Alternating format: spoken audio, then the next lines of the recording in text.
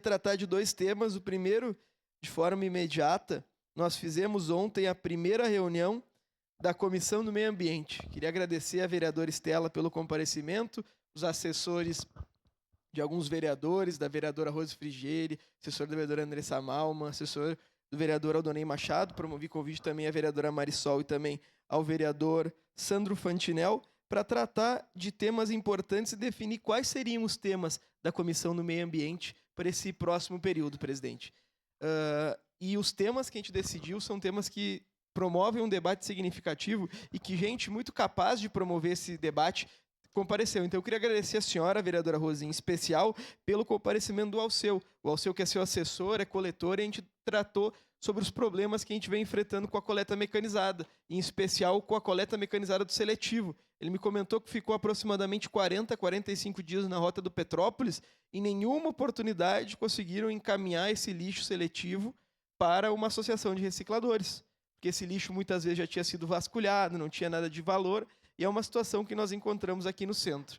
Então, nesse próximo período, a gente vai estar debatendo a eficiência ou ineficiência dos containers do seletivo. Sei que o vereador Iago também tem interesse no tema, está convidado a participar, e daqui a 15 dias faremos uma nova reunião, vamos convidar a professora Ana Camardello, vereador presidente, para que ela possa comparecer e debater essa questão que é tão importante para nós. Debatemos outros temas importantes, Código de Obras e a necessidade de adequação da construção em área rural.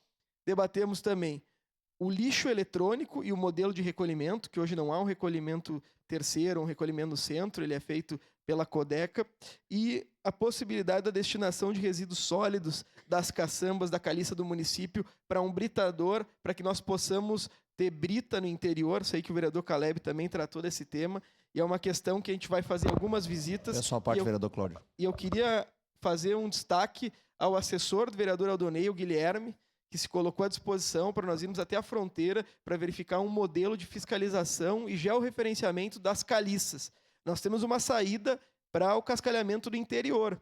E a gente tem um britador na Codeca, esse britador pode ser adaptado através de um soprador e de um ímã.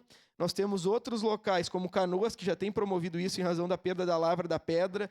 Locais como São Paulo, Jundiaí tem promovido isso, cidades menores do que a nossa. Então fica o meu convite, vereador Caleb, para que o senhor possa participar, para que nós possamos construir essa legislação junto e de imediato lhe passo a parte. Obrigado, vereador Cláudio. Importante nós destacarmos esse tema. Já tivemos reunião, inclusive, com 6 ou 7 representantes das empresas aqui da cidade. Salvo o melhor juízo, são 11 ou 12 que exploram o serviço aqui em Caxias do Sul. E, de fato, existe um belo exemplo que já é colocado em prática, como o senhor bem mencionou, em Jundiaí, pela empresa SBR, que está instalada em Canoas, onde existe, inclusive, ali o britador, uma esteira, e nós podemos, pelo menos, manufaturar, beneficiar 4 produtos, né, que é a madeira, o metal, o plástico e, principalmente, a brita. De acordo com um levantamento que foi feito pelo senhor Rubens Sullivan, que, inclusive, me procurou no início do ano com relação a essa pauta, hoje o município ele pode conseguir um barateamento do valor do cascalho, da brita leve, brita 1 e 2, de 65, 70 reais o metro cúbico para 25 ou 30 reais. Obviamente tem que se fazer um estudo técnico de viabilidade para que isso seja colocado na estrada. Me parece que não é possível na estrada, porém edificações daqui a pouco isso se torna viável.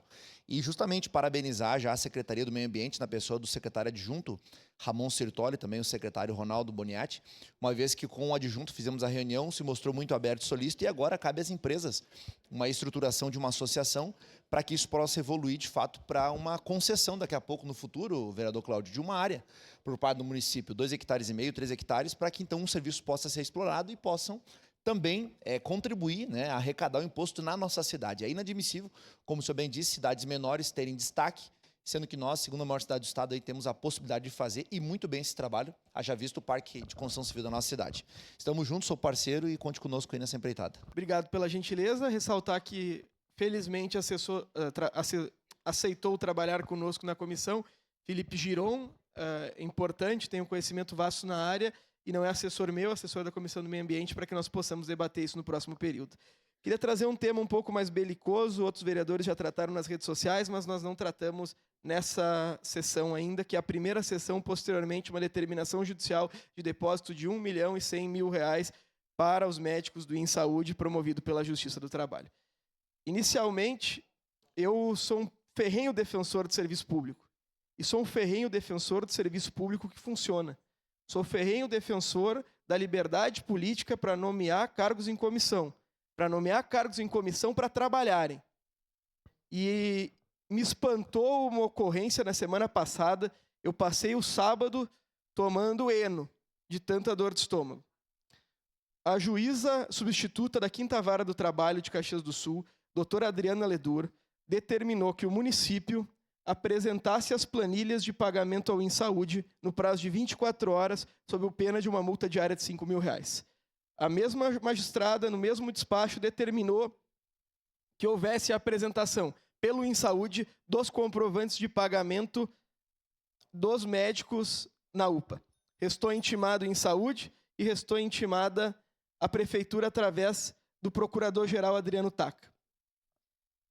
O município apresentou as planilhas e informou que aguardava o InSaúde informar qual era o valor devido.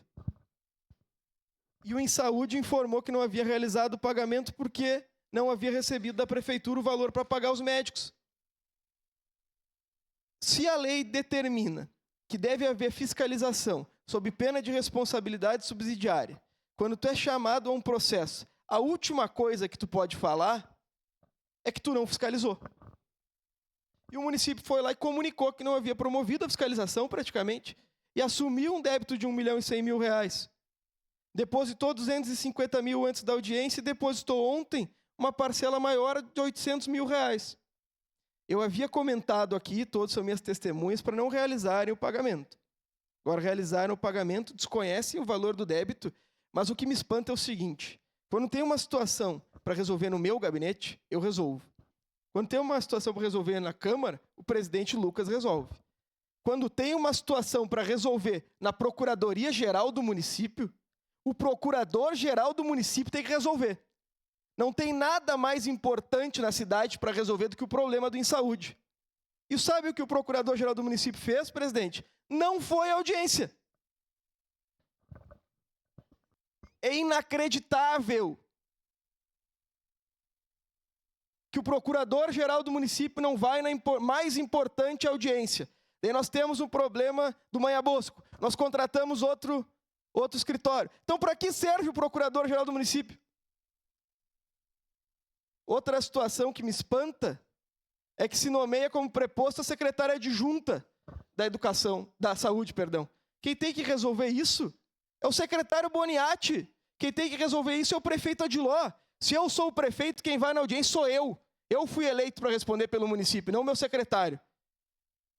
Perdão, Geraldo. Não, o Boniatti que eu digo por causa da receita, que é o ordenador da despesa.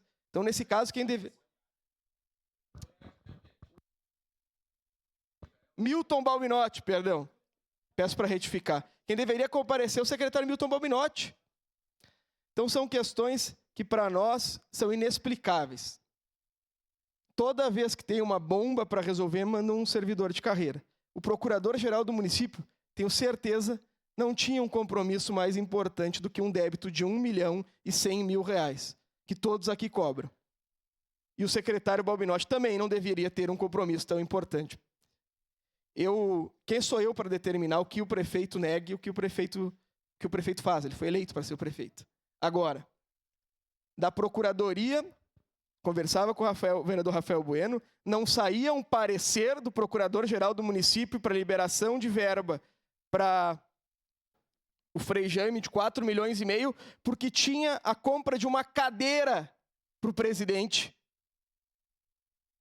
da associação. Então, bom, a gente perde R$4,5 milhões por causa de 600 pila. A gente manda para cá a lei todo dia, que não precisa mandar, que pode regulamentar por decreto. Quem foi eleito prefeito da cidade foi o prefeito Adiló, e eu respeito. Agora, ele tem que começar a governar. Não é possível que quem governe a cidade é o Procurador-Geral do município, presidente. Muito obrigado.